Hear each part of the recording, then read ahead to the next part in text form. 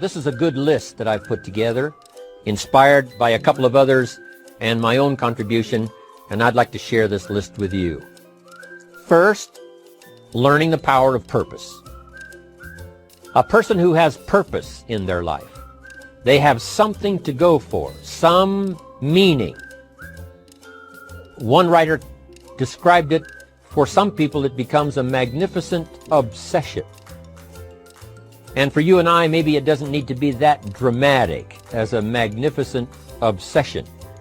But it has to be something that does something to us, something that pulls us, especially into the future. You know, there are many influences on us. One is the influence of the past. Some people are always pulled back by the past. Some people are always pulled aside by the distractions. But here's what's powerful. If you have a list of high purpose in your life, it pulls you toward the future. And the more powerful the purpose is, the stronger it pulls. And here's the other great advantage if you have purpose for the future. It pulls you through all kinds of challenges and all kinds of difficulties. If you don't have these strong purposes for the future, it's easy to get swallowed by a bad day.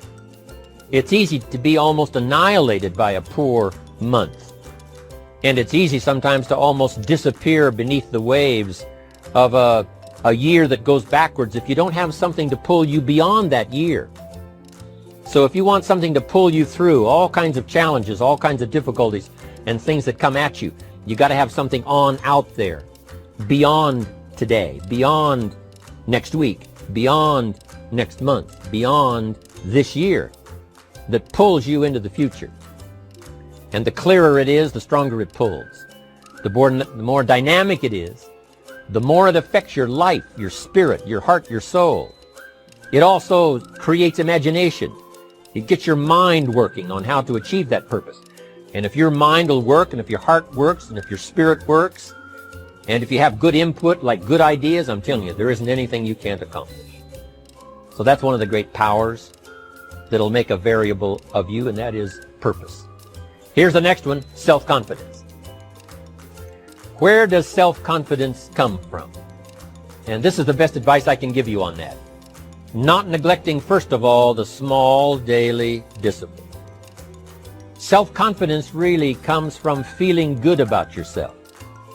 And one of the best ways to feel good about yourself is at the end of the day to know that you poured it on. You did your best. If you conducted a meeting, you did the best you could. If you made a phone call, it was the best phone call you could possibly make. If you wrote a letter, it wasn't a casual letter, it was your best letter. At the end of those kind of days, when you feel good about yourself, self-confidence starts to rise. You know that if you can have this kind of a good day, you can have another one the next day, and those days become the weeks become the months, and the month becomes a powerful year. Self-confidence comes from the lack of neglect.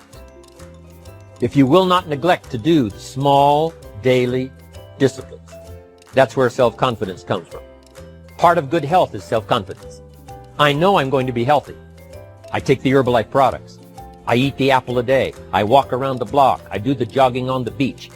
At the end of the day, when you've really poured it on and you've done all the stuff, self-confidence grows. That self-confidence affects your health. It affects your future. It affects your psyche. So this is true. One of the great powers is self-confidence. Self-confidence means willingness to do whatever it takes to achieve. Some people say, well, I'll do it for a little while and see what happens. You know, I'll try a couple of things. If that doesn't work, I'm out of here. And all of us know that that kind of person doesn't have much of a future. But if you're willing to do whatever it takes. If I have to learn a couple of things, I will learn those things. If I got to learn 5 or 6 things, I'll learn all 6. If I have to take an extra class, I'll take an extra class. If I've got to read the books, I'll read the books. If I have to consult with people who know more than I know, I will do the necessary consulting. Whatever it takes, I will do. That starts to develop unbelievable self-confidence. Self-confidence also comes from the ability to rise above your circumstances. To rise above what happens, the petty little things, the discouraging things that would sink everyone else's ship except yours. That would cause someone else to quit early in the day, but you keep going.